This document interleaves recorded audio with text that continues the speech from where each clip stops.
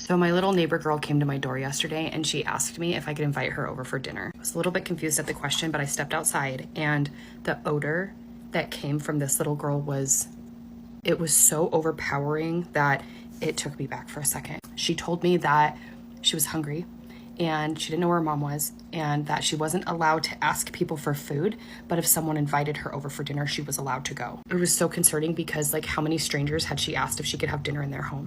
Outside of that, I told her, I was like, go get your swimsuit and come back to my house immediately. She went and got her swimsuit.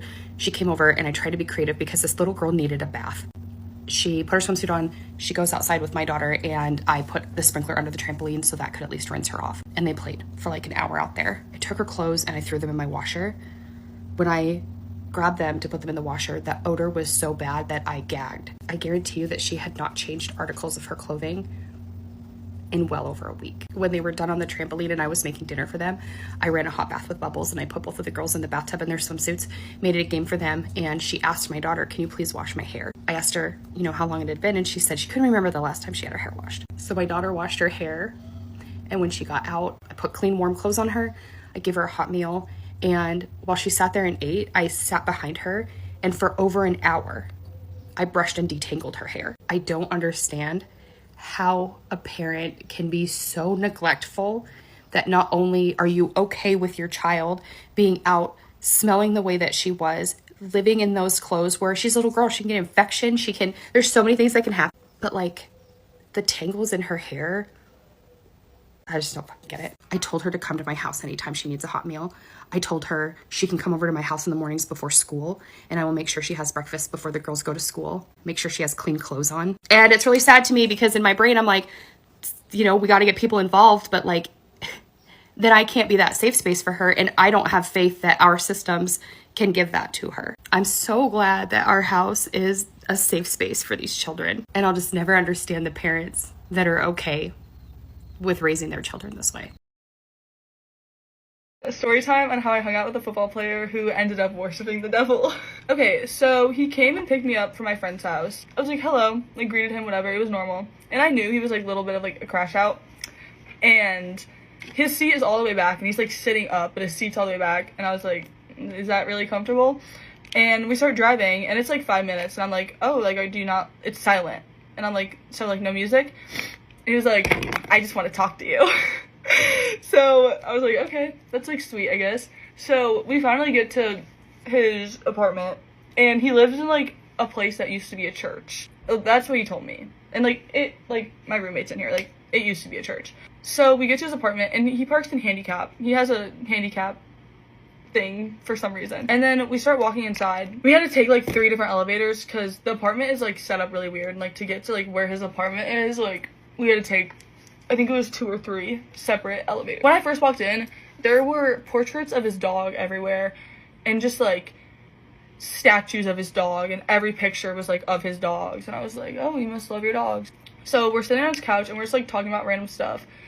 And I was like, can we like watch something or like listen to music? Like just like something, because it was like silent and it was like getting awkward. He goes, I don't have electricity. The lights are on. So I was like, what do you mean you don't have electricity? Like, the lights are on. And he was like, that's a toolbox right there. Like, I'm an electrician. So he starts telling me that he's an electrician, but the electricity isn't on. Like, just, like, weird stuff. And then I just kind of, like, whatever. So he noticed my ring. Don't ignore my nail. He noticed my ring. And he was like, are you married? I was like, no, it's my grandma's. And then he disappears. He literally gets up and goes to his room. I was just sitting there, like, what the heck? Like, what's going on? And he comes back with a box of chains and necklaces and like all diamond gold jewelry you could think of. And then a checker, like I don't know what it's called. Like it scans to see if the jewelry is weird, like real or not. And he, for like at least 15-20 minutes, he goes through all of his jewelry and shows me that it's all real. And I was like, okay. He like checks my stuff, like just like it's like weird. I don't know how to explain it. After like whatever, he was just like acting weird, being strange. And he went to the bathroom a few times. I don't really think of anything of it, but like every time he'd come back from the bathroom, he was like acting more and more weird. So we end up leaving. We're walking out. And this is like where it all went downhill. Like we're walking to the elevators and he just starts talking about like nuns. He was like, the nuns are gonna get us, like we're not safe from the nuns. And I was like, what nuns are you talking about? Like, what nuns are gonna get us? And also he like was not drunk. He doesn't like drink unless it's like he wasn't drunk that night. So I was like, what nuns are you talking about? So once we finally get to the first elevator, we're in the elevator and he just starts, like, I'm facing the other side. Like, I am not facing the door of the elevator. I'm standing in there scared because he's talking about how the nuns are gonna come get me. And he starts talking about, like, chambers, like, that he built with the nuns. And I was just like, what is going on? Like, what do you mean the nuns are gonna come get me? So we're in the elevator. I'm facing the opposite way of the doors, like, away from him because I was just, like, scared. I don't even know. But he starts, like, hugging me. He's like, the nuns are gonna get us. And, like, his arms, like, around me. He's like, the nuns are gonna get us. And I was like, what nuns are you talking about? Like, they're, like, what are you talking about? And I was just, like, I was texting my friends. I was like, guys, like, there's something wrong with this man. He's talking about the nuns that he built under, like, this road that is by where he lives. Like, he's like, the nuns live under there, and they built all these chambers, and, like, I'm gonna take you to the chambers.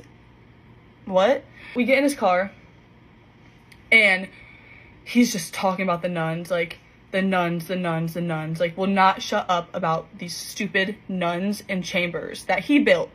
Then he starts talking about he beat Dahmer, like, actually recorded a video of him saying all this, but I'm not gonna show it because, like, it's kind of, like, messed up. I kind of feel bad for him, but my friend's watching the video right now, so I can say what else he said.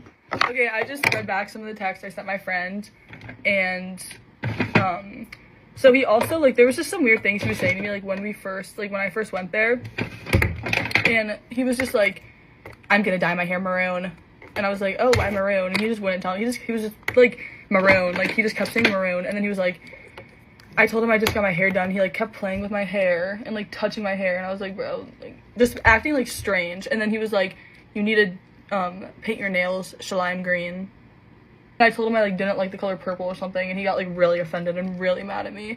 He was dropping me off at my dorm, and he was like, I'd never told anyone this.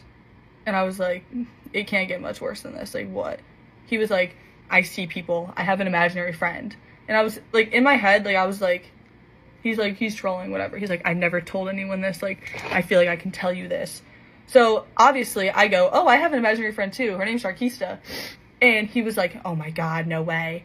And he starts telling me about his imaginary friend and how, I'm not going to say his imaginary friend name, but he just told me that, like, they built the chambers together, and there's, like, 4 different locations, so it's more convenient when they take people to the chambers. I took a video of, like, his voice, because he was not talking normally. He was talking, like, high pitch, like, not, like, people that know his voice, he was not talking in a normal voice. So I was, like, taking videos, because I was scared. He was just like, I'll take him down to the chambers, and, like, all this stuff about how he, like, the nuns work for him, like, the nuns where he lived, they work for him, and, like, he helped them build the chambers, like, 50 years ago.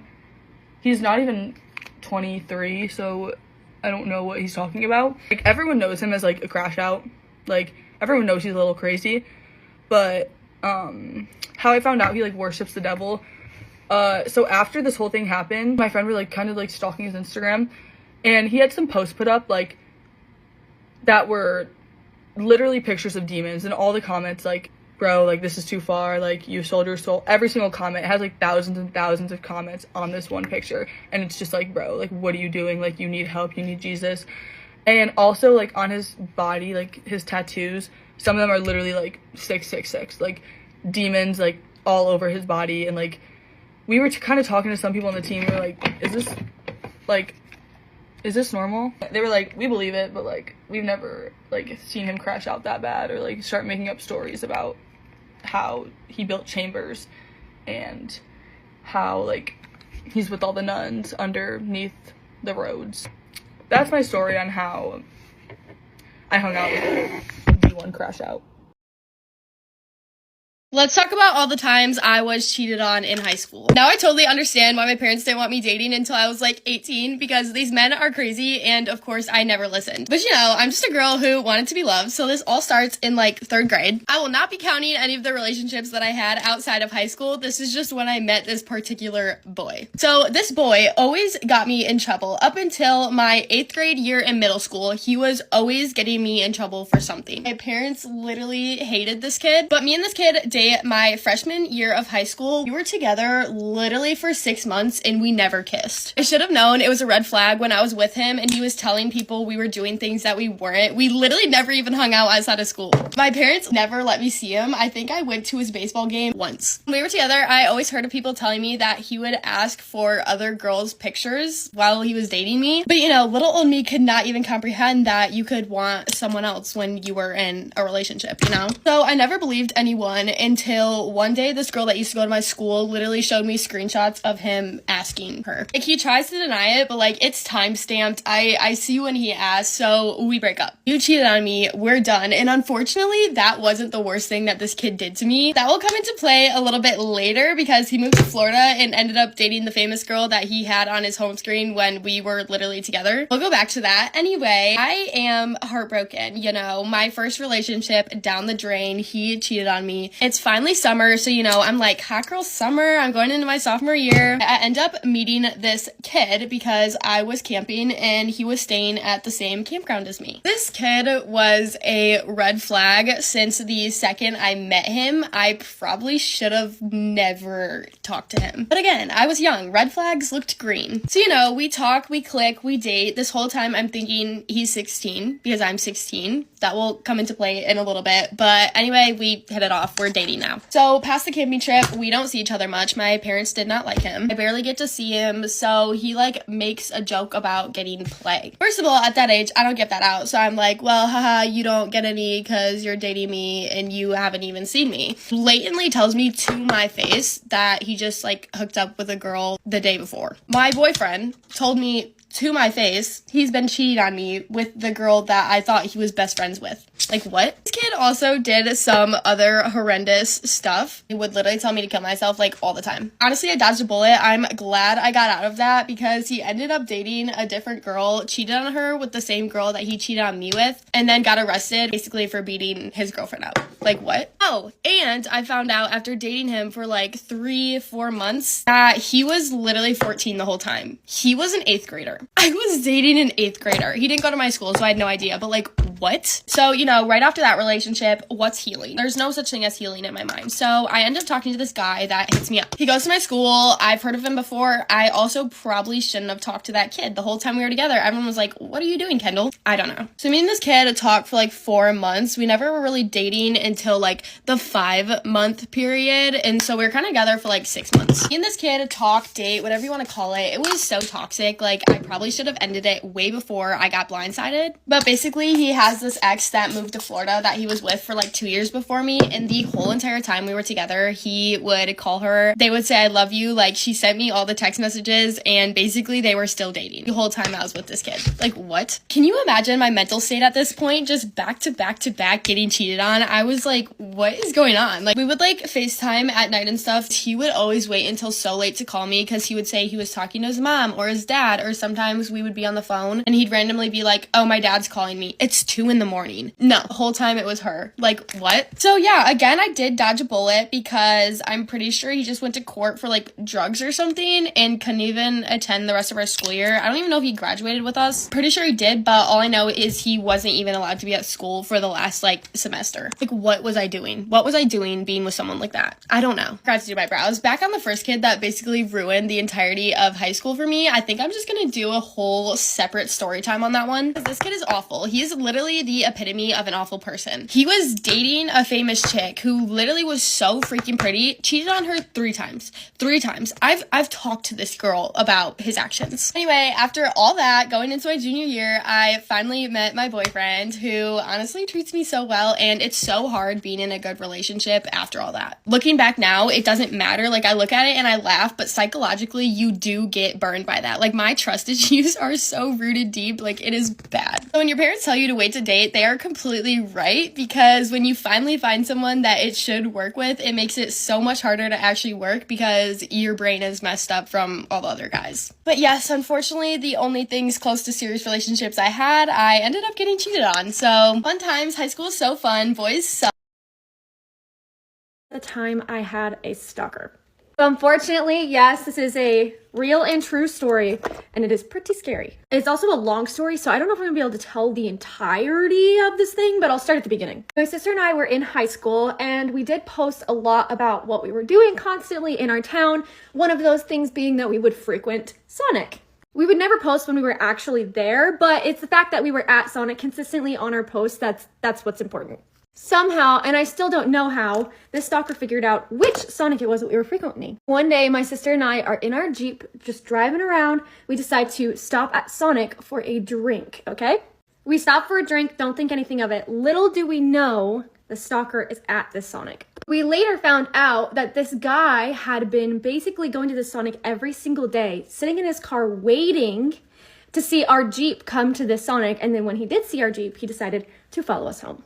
Of course, we were unaware of this fact, so when we went to the Sonic, we got our drinks and decided to head home, except our car was out of gas, so we just happened to stop at a nearby gas station before going home. My twin sister, Brooklyn, she got out of the car to fill the gas up, and while she was filling the gas up, I'm sitting in the car, and all of a sudden I see in this rearview mirror that a guy is approaching her outside of our car. I feel like every girl can kind of relate. This is sort of a thing you think about. If a guy approaches me, what do I do? How do I manage this? I felt like I was really prepared, so I immediately got out of the car when I saw this guy approaching my sister. Instantly, the second I saw him outside of our car, I had a really bad feeling, like a sick feeling in my gut and goosebumps all over my arms. And as I got out of the car, this man walks up to us and he introduces himself. I'm not going to say his name, and basically initiates a conversation. First, I thought maybe I had overreacted and this is somebody we should have known or maybe knew about us, and I had just misread the situation. That is until this man decided to tell us how he'd been staking out the Sonic, and when he saw our car, tried to follow us home.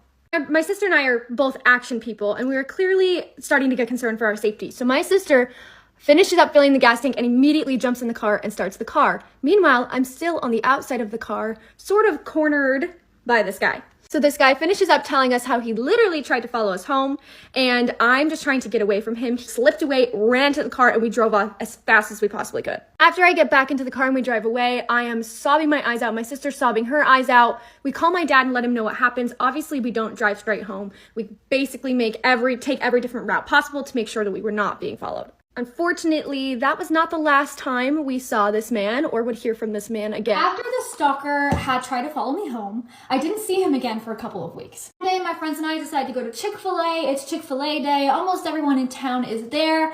And once again, somehow he found out where I was and followed me to this Chick-fil-A.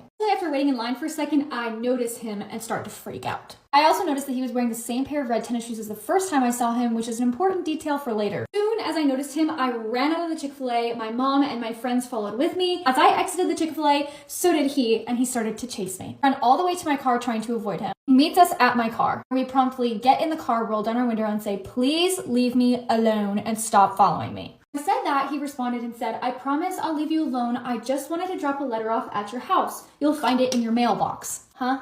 Immediately, I questioned him and asked, "How do you know where I live?" He eventually tells us that he ended up paying a large sum of money somewhere on the internet to get my address. That's not creepy. Of course, we take many detours before we head home, but eventually we do get home and check the mailbox, and sure enough, there's a letter from him. The contents of the letter are quite scary, but the summary is that he's basically referencing taking me with him when he Take a picture, we send the letter to the police, they receive it, we move on with our lives for a couple of weeks. Actually, that summer, I ended up going on a humanitarian trip, so I was gone for about 3 months. But he didn't know that. I was gone, we weren't aware of it in the moment, we are now. He ended up staking out our house in his car every single night. So while I'm away, not even in the country, he was staking out the house, waiting for my mom's car to leave the building so that he could approach the house and try and talk to me. Of course, eventually, my mom does leave the house. She was only going to be gone for a couple of minutes, so she left my little sister in charge of my siblings. Plenty old enough to babysit, so it wasn't a problem. He approaches the house, tries to get in through the front door, tries to get in through the windows, peeking in all cracks and crevices. Of course, my sister starts to notice that someone's peeking in the front windows. And then she notices that he's wearing red tennis shoes. I'd obviously been telling my family about the interactions with this guy, and so they were well aware of the guy following me with red shoes. Like I said, everyone in my family is an action person, so as soon as she noticed who it was, she grabbed my little brother, ran out into the backyard, jumped the fence to my neighbor's house, called the cops, and called my mom. Mom rushes home and gets there before the police. She ends up recording herself on voice memos telling this man to leave me alone. That is apparently a legal requirement you have to prove you've done in order to get a restraining order. He continually tries to tell my mom he just wants to talk to me, he just wants to see me, but he doesn't know that I'm not even in the country. Several months later, when I think all of this is over, I was wrong. One morning, I was walking back from drill team practice from the football field into the high school. When we were walking back into the school, I noticed in my peripheral vision a man with red tennis shoes in the parking lot. And naturally, I was a little bit nervous, but I thought maybe I was overreacting or maybe had just seen things because of what had happened in the past. I told my coach anyway, and she took me straight to the campus police. Remember, this guy was staking at our house, so we knew what his car looked like and also what his license plate was because it was on all of the neighborhood's Ring cameras. As soon as we got to the campus police, I asked them to pull up security footage so we could check to see if it was his car in the parking lot. If it wasn't, then I was just seeing things. You can guess where this is going. Yes, it was in fact his car. I was correct, which means he was technically at my high school. In my peripheral vision, we made eye contact and he smirked at me. But honestly, the memories are pretty hazy. In the security footage, he ended up getting in his car and leaving, so technically there was nothing we could do about it. Fortunately, that was the last time I ever saw or heard from this man. I wish I could wrap it up with a nice pretty little bow at the end of this story, but there isn't one. That is the end of the story. I've never heard from this guy again. I never saw him again, and I hope I never see him again. My stalker is now in jail for unaliving someone. And now that he's in jail, I feel safer telling my story. Let's bring it back. I have actually known this man and his family since I was a little girl. Let's call him Freddie. So Freddie was a grown man who was still living with his parents. I want to say he was probably like in his 20s or 30s when I was like a child. They lived in the apartment 2 doors down from ours. And so every time that we would see Freddie, he would always make it a point to say hi to my mom. We would joke, my mom, me and my sister, that Freddie had like a little crush on her because we would be walking as a whole family, even my dad there, and he would only say hi to her. But the whole family felt like relatively comfortable. We knew that he was like maybe a little bit off, but it was fine. So his father unfortunately ends up passing away. He was like sick, so it wasn't unexpected. So now it's just him and his mom. So we start like seeing the police show up like every couple of days to that apartment. So much so that it got to the point where they were just like kind of making like weekly visits to see if everything was okay. And once in a while I would show up to my house and there would be like detective cars like parked outside like unmarked, just watching it. They knew him by name. Boom, boom, boom, Freddie, open up the door. Like, we're just here to check. Freddie, open up the door. Like, they were like buddies at that point. And we would hear them consistently screaming at each other.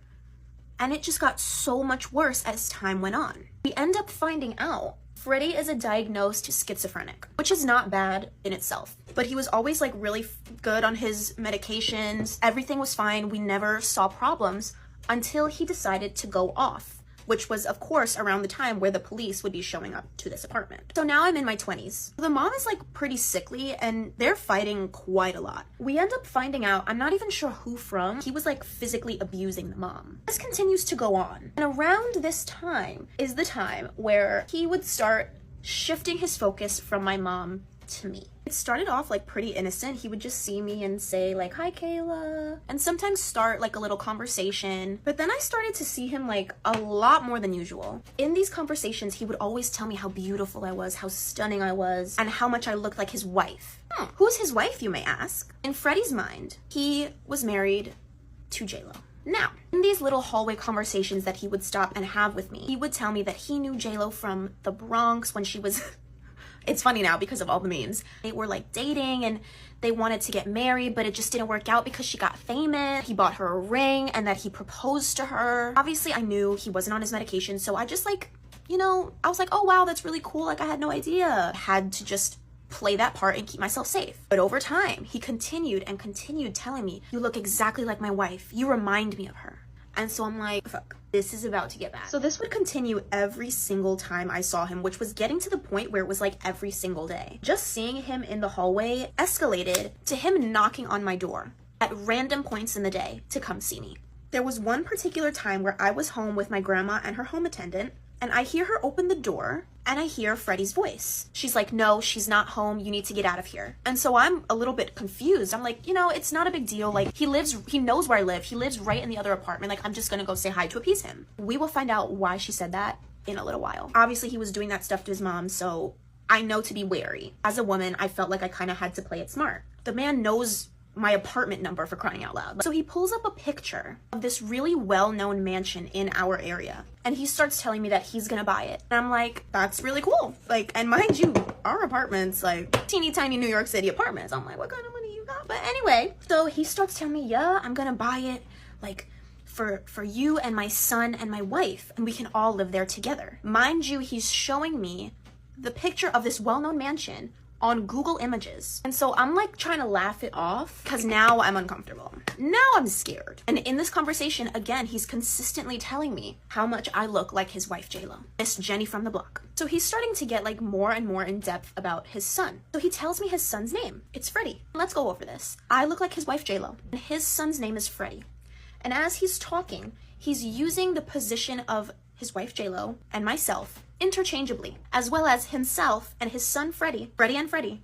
He's using their positions interchangeably as well. And so finally, I get him to leave. I close the door, and I immediately tell my family. So my family's not happy. My dad's pissed. And so they end up talking to my grandmother's home attendant. And she tells them that the reason that she said no is because he does that every single day. He shows up to my apartment every single day, knocks on the door, and asks for me. And so obviously, the home attendant is gonna tell him, hell no, every time. I didn't know that. So I'm not sure how long passes in between these two instances. Me and my family are sitting in my living room, and we hear the loudest bang on our door. It's 11 o'clock at night. My dad gets up, he's like, everybody stay here, I'm gonna go check. He looks through the peephole, and he decides to open the door. We're like, what the hell? It's Freddie. He's asking for me at 11 o'clock at night, and my dad's like, stay over there. So basically, he's telling my dad the same thing that he told me about this house. Now he's added in the point that he is actually a millionaire, and that if I were to marry his son, who is also Freddie, I would never have to worry about anything. I wouldn't have to work, just like his wife, J-Lo. Would be set for life, and he's gonna take care of me. I mean, his son is gonna take care of me. And so my dad is like, listen, Freddie, you need to go home.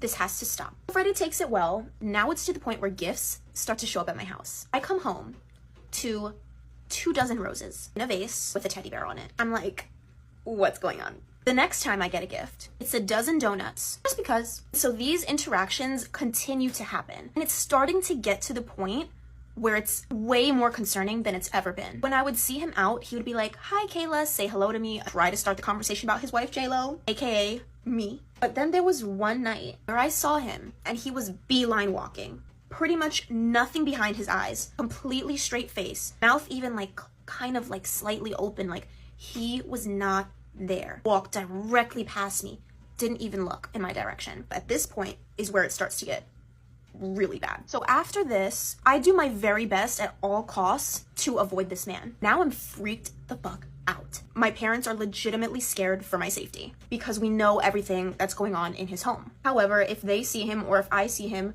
we try to keep it quick, but we're still very friendly and nice. There's a point where my dad walks in on him in the hallway, face completely down, screaming, he's wailing. We know that these are a lot of mental health issues that he's having. And clearly the parents were not well equipped to continue to deal with this, especially that the mom was sick and dealing with this abuse. So my dad tries to talk him down a little bit from whatever it was that he was screaming and wailing about. And eventually he does. Whenever I go out, I have to like let my guy friends know, like, listen, can you please bring me upstairs? No, this is what's going on. And we were just on the lookout for anything that may be an unsafe situation. A decent amount of time has passed where I haven't really seen too much of him, and it starts to become a thing that he's like actually missing. I come home one day and there's a coroner's van outside my apartment building. I walk in the door and I see them bringing out you know what.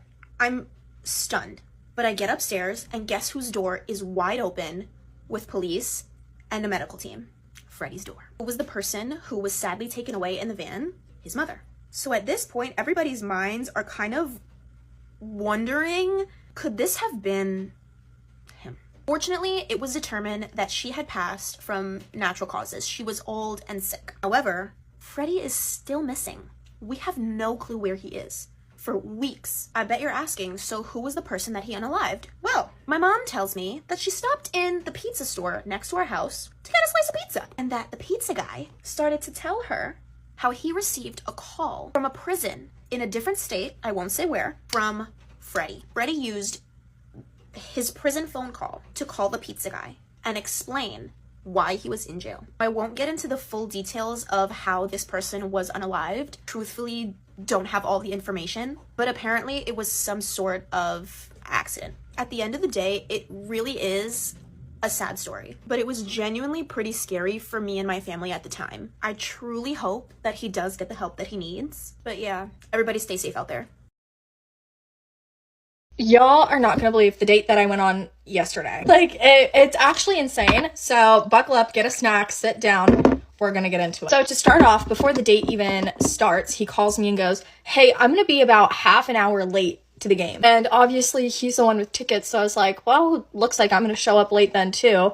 Gave me a little bit more time to find an outfit. So eventually I get in my car and start driving over there. Tell me why, right before I get to the parking garage where I wanted to go, this random man steps out into the street in front of my car, starts screaming and yelling, and he was wearing like a traffic vest. So I was like, oh, maybe I like turned the wrong way or something. And so I rolled down my window. He's like, hey, baby, come park over here. Come park over here. We have $10 parking. Blah, blah, blah, blah. And I was like flustered. I was thinking, okay, like maybe the parking garage is full. Like, let me just park where this guy is telling me I need to park. Well, then this other guy comes over and he starts screaming at the guy who stopped me and told me where to park.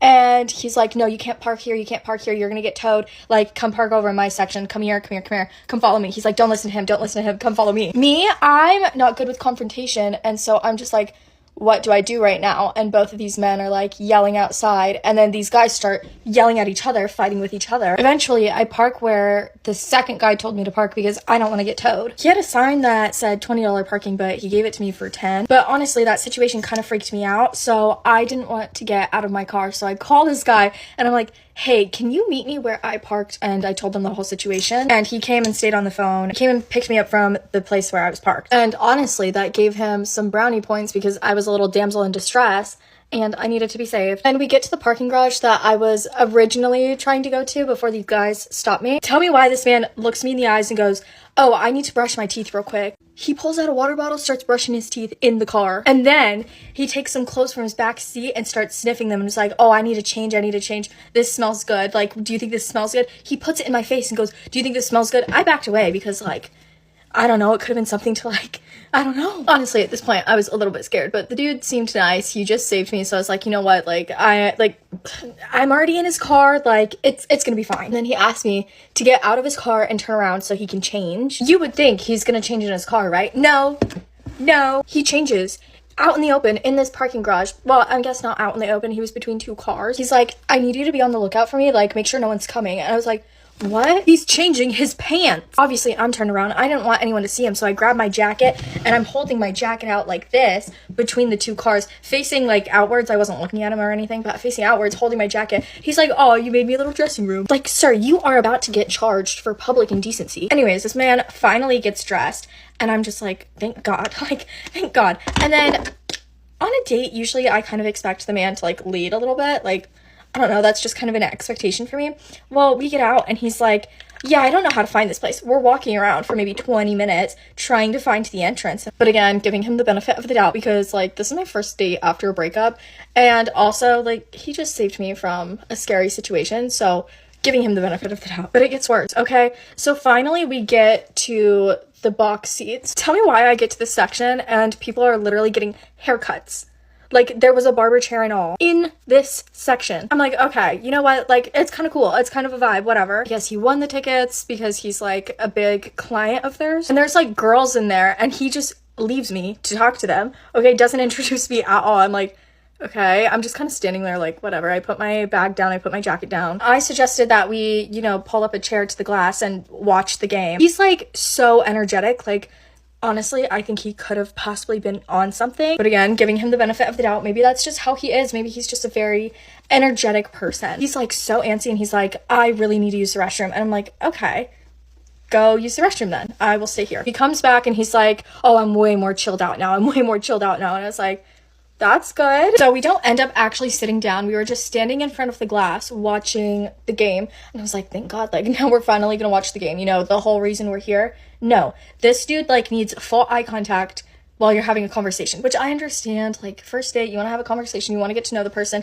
but it was just, like, a lot. It's like he didn't want to watch the game at all. And so I'm making friendly conversation, and I'm like, oh, like, do you watch hockey? Have you ever been to a game? He's like, no, honestly, I'm not really interested in this. I'm interested in you. Which, like, okay, maybe that's sweet. Until he starts talking about his dad, and he's like, I grew up rich, but like normal rich. Like, my dad's a doctor. And I don't know if he was like trying to flex that his dad's a doctor or whatever, but like, I really don't care. I'm sitting there and I'm like, oh, that's cool. Keep in mind, we are standing instead of sitting. And some music starts playing because obviously you're at a game, like they're gonna play music to hype it up. And he grabs my hand. I thought he was gonna be cute and like spin me around. No, he starts grinding on me. I'm just like, whoa. So I like step away and I'm like, Barely trying to give him a hint, like, that's not cool, especially not here. I'm sorry, but I'm not going to dirty dance in a place where children are. That's insane. Actually, I just don't want to dirty dance in public, like, at all. I'm not sure if I mentioned this, but when he came back from the bathroom, he had a beer in his hand. So he had terrible beer breath, like, and he was up close, like probably like 2 inches from my face, talking to me. And I was just like, oh my God. You're probably thinking, Alex, why didn't you just like leave? Because since he saved me from the parking lot, I left my keys in his car because they have pepper spray on them. And I knew I wasn't able to bring pepper spray into the event. So I was sitting there just like, Lord, please give me patience to get through this date and please let me be safe. Like, please. Oh, but it gets worse. He tries to lean in and kiss me with his beer breath. And I go like this. And I'm like, oh, I don't kiss on first dates. Because I really don't. Like, I just think it's gross. Like, germs and stranger danger. He just like laughs it off. He's like, all right, sure you don't. Yeah, I don't. Like, sir, please leave me alone. I just wanted to go to a hockey game, have a normal date. He matched with me on Hinge. So obviously he saw that I do TikTok. And he was asking me about that. He asked to see my account, so I show him. And he gets like loud and he's like, oh, you're a celebrity. Like, I'm hanging out with a celebrity. I hate when people do that because literally I'm just like a girl who talks to myself in my bedroom. It's like, I'm like, oh, do you have any social medias? Trying to get him to like change the topic or at least talk about himself some more. He pulls up his Instagram. He's like, I only have 62 followers. Is that enough to be seen with you? Like, please, you're making this weird. So he's like, do I have enough followers to be seen with you? Just making it so uncomfortable for me. I'm like, I was just like, yeah, like, I don't care about followers. And I make a joke that I usually make when people make me kind of uncomfortable about having followers. I'm just like, oh, I'm just a weird girl who sits in my room and talks to myself, because that's genuinely what this is. Finally, the game ends and he asked me if I want pictures because I did show him like my camera and I, you know, brought it with me. I was like, you know what? Heck yeah. Like, if I'm gonna go through this, I actually want to get photos for my Instagram. They're up right now, so if you're not already, you should follow my Instagram. This man starts doing the absolute most and is like pretending he's a photographer and just like being very dramatic with it. Honestly, I was just sitting there the whole time scared that he was going to drop my camera because my camera is my baby. Cameras are expensive. My camera was a gift from my parents for Christmas this year, and so I treat it like it's a baby. After he took like 2 photos, I like ran up to him and grabbed my camera because I was like, please don't drop it. After taking photos, we start walking out of the arena and I'm like, okay, he's gonna bring me to my car. I'm gonna be fine. As we're walking out, again, we are just talking and he starts going on and on about how he loves my eyes. And I'm like looking at him like, thank you. This man stops in the middle of the street and like grabs me and is like looking at me and I'm like, and he's like, stop it. Stop doing that with your eyes. So I look away. I literally go like this and he grabs my face, goes like this, and he tries to kiss me again. And I go, I told you I don't do that. Like, please respect my boundaries. Like, it makes me so uncomfortable when guys try to kiss me on the first date. I'm like, please don't. Like, actually, I'm so for real. Please do not kiss me. And I told him that. I was like, please do not do that. I'm just sitting here like, I'm gonna play it cool until we get to the car so I can get my keys. Like, and he can take me back to my car. Okay, we finally get back over there and he's like sitting there, not driving. And I'm just like, oh my God, like, please, this is actually terrifying. He's like, I just want to sit here and look at you. You literally cannot make this stuff up. I was actually petrified. Finally, he puts the car in drive. Tell me why. We're driving out of the parking garage. He goes the wrong way, looks at me and says, oh, we're gonna go the wrong way. It gets worse. He decides that we need to eat.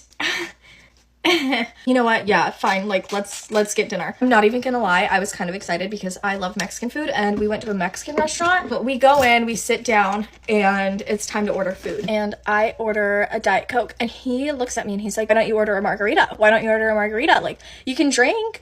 And I was like, oh, I think I'm okay. Like, I'm just gonna have a Diet Coke. He's talking to the waitress and it's like, oh, what margaritas do you recommend? And she's naming them off. He says the name of one and he's like, that's the one you're gonna get. And I just kind of like laughed it off. I was like, haha, like, yeah, I'm good with my Diet Coke right now. Thanks though. And this waitress was absolutely hilarious. She was like an alt girl. She had like split dyed hair, and you know how like some girls, like especially I feel like a lot of alt girls that I meet, the way they're feeling, they can't hide it on their face. She was looking at him like I'm like, okay, like she's got my back, like she sees what I'm seeing. So she goes, she brings the drinks, and then she's like, are y'all ready to order your food? I didn't even get a word in. He just starts pointing at a bunch of things and it's like, we'll do this, we'll do this, we'll do this, we'll do this, and we will do that. I was just like, okay, I guess, like he knows what he wants, like that's, I guess, okay. She goes, puts our order in, and we were talking for a little bit, and honestly, I don't really remember the conversation that we were having because I was just dissociating. I was like, okay, like I just gotta get through this dinner so he can take me back to my car. Finally, the food comes. But you wanna know what else came with the food? 2 margaritas. Okay, I guess they had like names that I've never heard of before. So he ordered 2. He hands me one and he goes, this is for you. And I was like, oh, like I gotta drive home. Like I don't really drink. I don't want to drink and then drive right after. And he was like, just try it, just try it. So I took a fake sip, okay? Like I didn't drink it. I just took a fake sip and I was like, oh, that's strong. Then I just didn't touch it. After that, I was just like, oh, like that's so strong, like haha, I can't drink it. And he just like kept pushing and pushing and pushing and pushing and pushing for me to drink. If a guy is being that pushy about drinking, you know I'm not gonna drink. Okay, I was like, absolutely not. Like stranger danger, and he's pressuring me to drink a substance. Absolutely not. Then I start scarfing down my food because I'm like, okay, I just want this to be over with. Like I'm so done. I'm so done. Okay, well, we finished eating finally. Okay, he did pay for the check, which that was nice. Thank you for dinner. At this point, it was 11 o'clock at night. I'm tired. I go to bed early, okay? I wanted to be in bed. I wanted to be asleep. I wanted to take off my makeup. I just was done. We're walking to his car, and again, he tries to kiss me, and I say, no, I told you I don't kiss on first dates. Like, please stop. We get to his car, and it's raining out. You know what? I kind of am a diva. I sat there. I didn't open my door, and he goes, what? And I was like, oh, I don't open my own doors. Like, I'm sorry, but I was just like so done with this. I was like, okay, I want to give him the ick, so he wants to like end this date, right? And he was like, oh, well, why don't you get my door? Why don't you get my door? So I start walking down the street, and I was like, okay, like I'll just walk to my car. Like I'll figure it out. I can order an Uber or something. Honestly, I probably just should have. I get in the car. This man isn't driving. Of course he isn't. Of course he isn't, okay? He starts putting on, like, this romantic music. He put, like, the top back on his car so you could see the sunroof. And he's like, let's just lay and look at the stars. There were no stars. It was raining and there was a tree over top of the thing, okay? He, like, starts talking like he's so into me. And he's just like, I don't want to see any other girl. Honestly, you guys, like, so much more happened.